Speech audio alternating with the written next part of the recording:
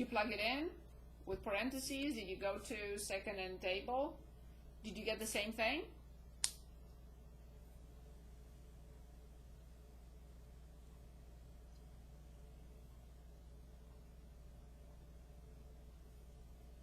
No one wants to give us the measurement unit? So it's students per year. So it's an increase in the student undergraduate population by 825 students per year between the second and the sixth year. It's positive, so it's an increase of 825 students per year. 0.46 if you want, because it's an average rate of change, so that's okay. But I can't really have 0.46 of a person, but I am. So it's 825. It's an increase of the number of undergraduate students by 825.46 per year between the second and the sixth year. Okay. Did we get the idea? Do we need to look at more?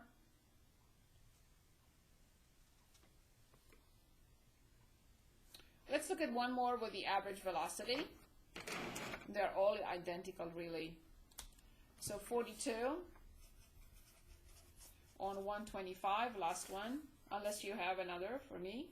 S of t equals 10t squared. Suppose that t is in hours, so t in hours.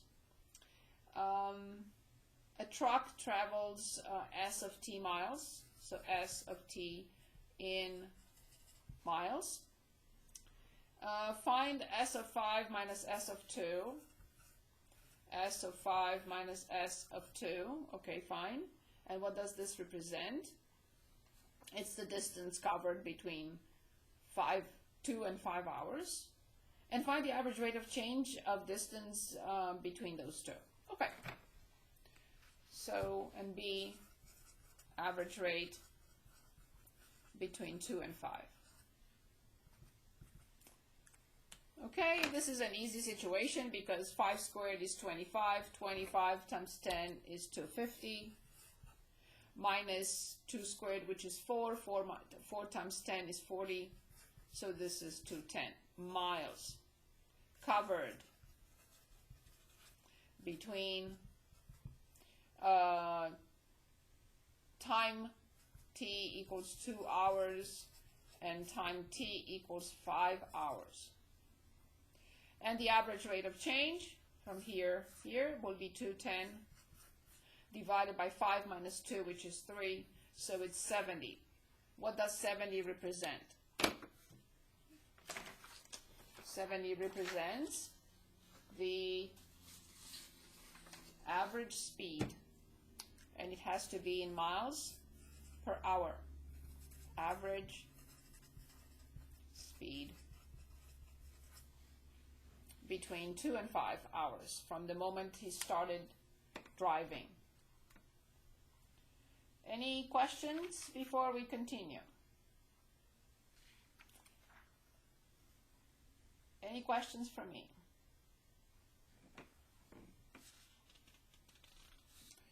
Okay, so now if you'd like you to be ahead of me, I always want you to be ahead of me. You can open on page 135. We're going to get to something important, but of course I need to present what this is all about first. So finally we get to the topic of 1.4. Which page am I on? On page 9.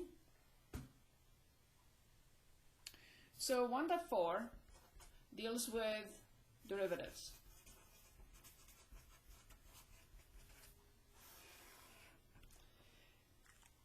What are they and what are we trying to do? So I'm going to take you back to the beginning of this chapter, in which we looked at the function f of x. We had a point P on the function. Of course, P has coordinates x, f of x. And we were trying to determine the slope of this line. So find the slope of the tangent line at P, or the instantaneous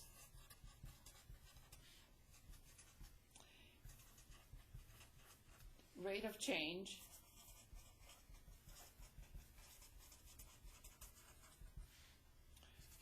at P. And we said, I cannot find this. They are the same. The slope of the tangent line at P or the instantaneous rate of change at P, they're identical. But we said we couldn't. We cannot determine the slope here because I only have one point.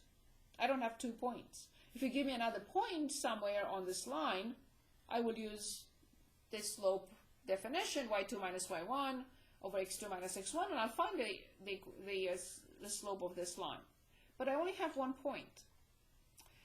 However, a few minutes ago, we went back to the difference quotient. And allow me to dig up my graph from the difference quotient for a second. Here it is. So if I come back here and I draw the tangent line, and I bring Q closer and closer to P, we wrote that a long time ago, so let me put it here also. So I will start with the slope of the secant line, but then I will move Q closer, so I will have a new slope. I will move Q closer, I will have a new slope of the secant line. I will move Q closer, I will have a new one, and even closer, and I'll have a new one, and even closer. And then when age approaches 0,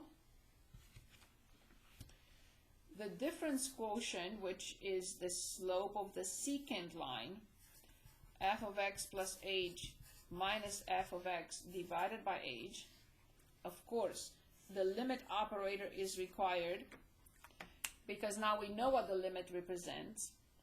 So every time I put the difference quotient together with the limit, I will determine the slope of the tangent line at any point, not just at P, at any point where, and I'm going to use a word that we haven't used before, at any point where f of x is differentiable.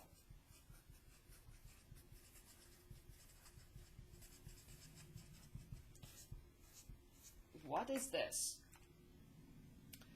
Before I explain what differentiability represents, I want to put the notation here. And this is f prime of x. What does this represent? Is the derivative function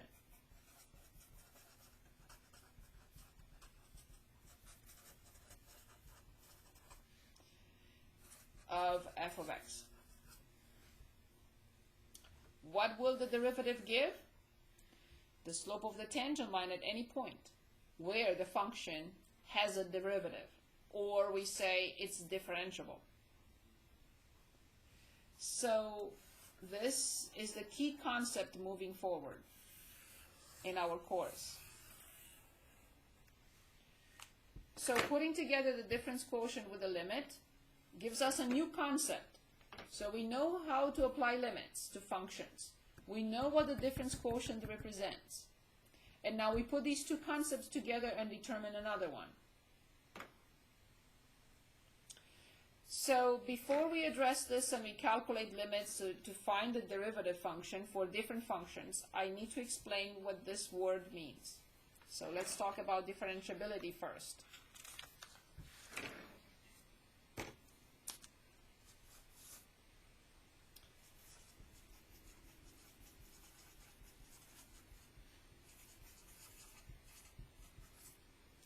Differentiability.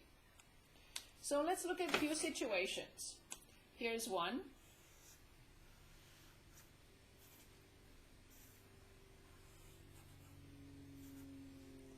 Here's another.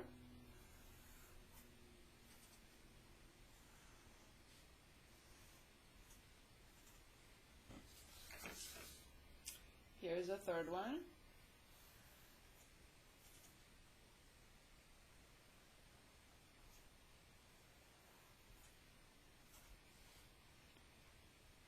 Here is another.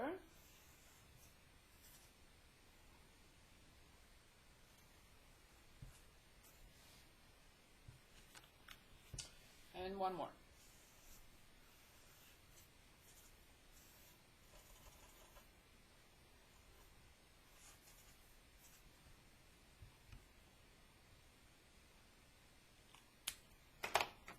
Okay, so let's analyze these situations. Let's start with the first one.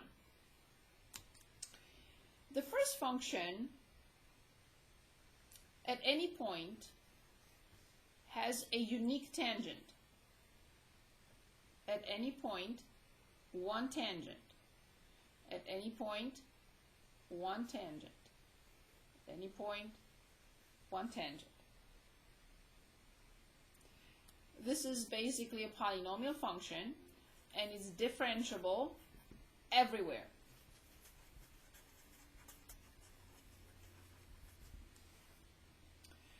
This one, it's a nice, continuous, smooth function.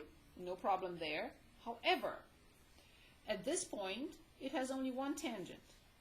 At this point, it has only one tangent. There is a problem though. At this point, it has a tangent on this side, and it has a tangent on this side. This is a corner. At a corner point, the function is differentiable everywhere, but not here. Not differentiable. Why? It has two tangents. It has to have a unique tangent. But this one has two tangents at that point. I'm jumping ahead to the last one and I'll come back to the other two. Is this differentiable at this point? No, it's not continuous. Not continuous implies not differentiable.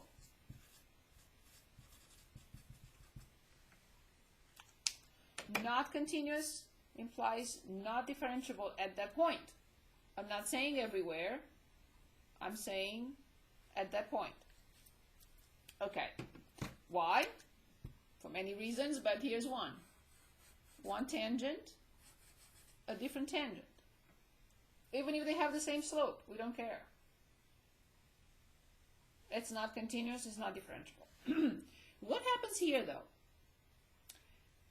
The function is differentiable because it has a unique tangent everywhere, except at this point, where it has a vertical tangent. Vertical tangent. What's the problem with the vertical tangent? Here's what the problem is. Remember, the derivative is a limit.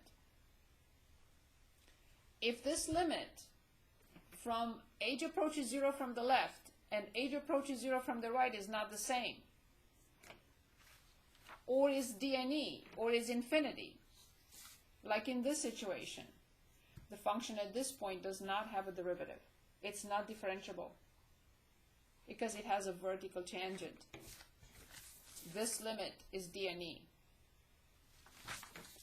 Okay, the same thing here, same situation, but this one is called cusp. Same here, not differentiable. Not differentiable, not differentiable. I'm not saying everywhere, I'm saying at this point, right here. The function is not differentiable, the function is not differentiable here, the function is not differentiable, not differentiable. So now here's final question before we look at problems. Continuity and differentiability. What is the relationship between these two?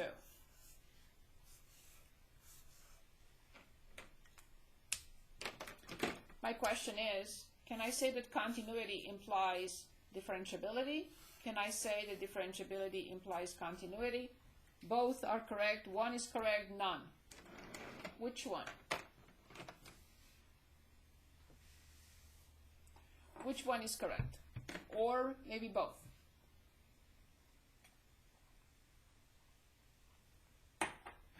Anyone? anyone following? Is anyone paying attention, please? Is that a yes? Is that a no? Anything? Yes. So, thank you. So, if a function is continuous, can I conclude that it's differentiable? Yeah.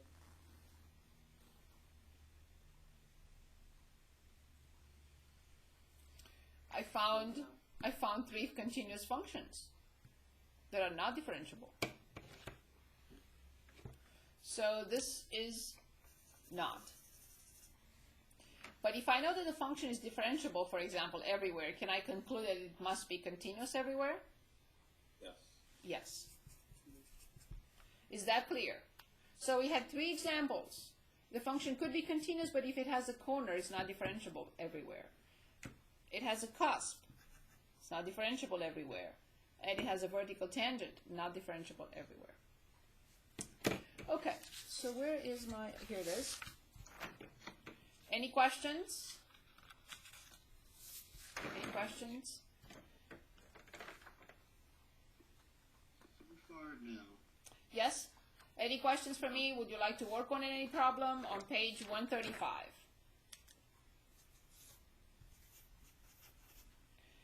Okay, so first I would like us to determine some derivatives, or at least one. I know we're down to 20 minutes, so at least let's choose one function to find its derivative. I would like to work on some quadratic function and a rational. So which one would you like to start with? You want to start with the rational, or you want to start with the quadratic? And also, definitely, I would like to determine, find f prime for this.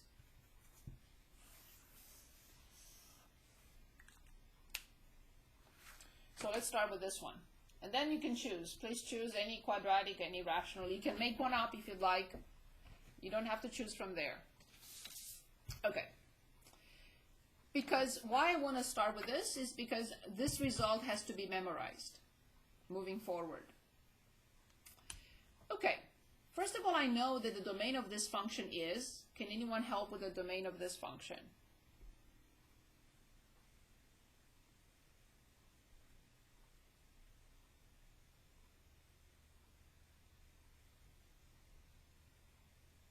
Anyone?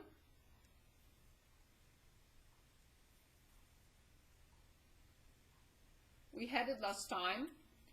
I can dig up my, still here, didn't go anywhere. So we had it towards the end, right here. We said that any square root can be taken from positive or 0.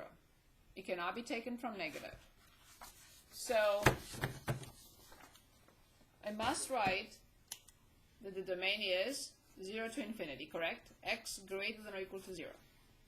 If you remember the graph of this function, which I hope you do, the graph is this. That's the graph of the square root of x. See what happens here? So keep that in mind. Because I'm going to ask you about the domain of the derivative function. Okay, so we have this. This portion has to be memorized. So the limit of the difference quotient, f of x plus h, minus f of x divided by h. Like with every limit, I have to plug it in, and of course I get 0 over 0. So there is hope. Of course there is. Now the question is, what do I do next?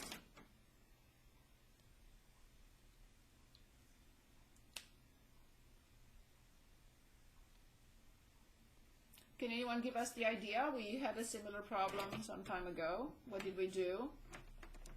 And what is the process called? Anyone?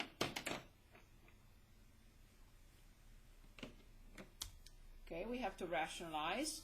using the conjugate, the square root of x plus h plus the square root of x, the square root of x plus h plus the square root of x. This is 1. I'm allowed to multiply by 1 at any time, anything I want. So then I get limit as h approaches 0. Remember, a plus b times a minus b is a squared minus b squared. So a squared minus b squared divided by h, the square root of x plus h plus the square root of x. Like for any difference quotient, we just had one a few minutes ago. All terms without h must go away. Eventually, this h must go away, and it does. This is what lazy people do when they don't want to rewrite it. But I'm not going to be lazy, I'm going to rewrite it. So limit as h approaches 0, h over h, the square root of x plus h plus the square root of x. Now I simplify. And can anyone give us the limit?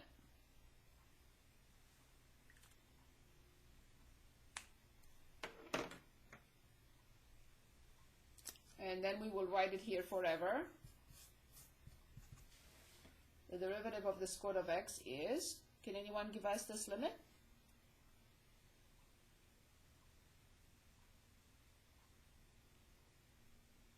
Please. Anyone? So moving forward, this is it. The derivative of the square root of x is 1 over 2 the square root of x, and you notice that x cannot be 0, which we knew from the graph. This function is not differentiable at 0. Its derivative doesn't exist at 0. We cannot divide by 0. So this is the derivative of the square root of x. Okay, I'll do one more problem and I'll stop because I have a short quiz for you.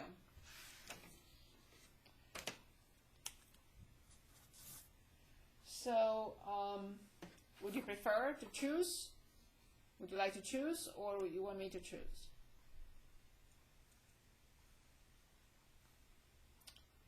Is it on page 135? Yes, please. Yes.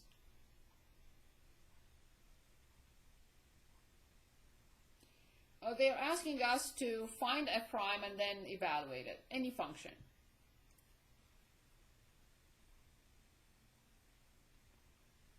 Yes. 16. That's fine. Excellent. 2 over x. Very good. So this is 16 on page 135.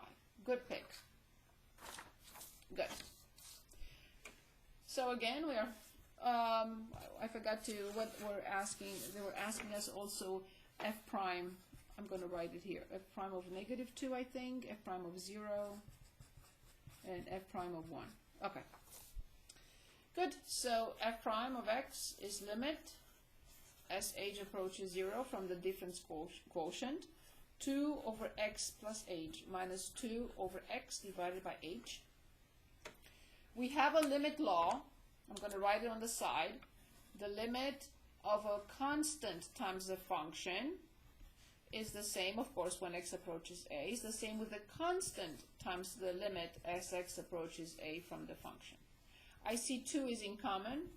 I want to make it as easy as possible. Out. So limit as h approaches 0 from 1 over x plus h minus 1 over x divided by h. There's nothing wrong if you keep it in. I'm just going to use a limit law to make the calculations easier. So limit as h approaches 0. Can anyone give us the, of course when I plug in 0 I get 0, but 0 it's absolutely the situation all the time.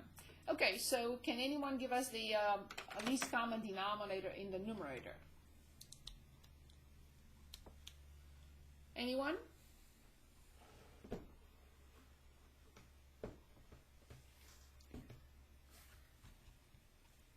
The least common denominator.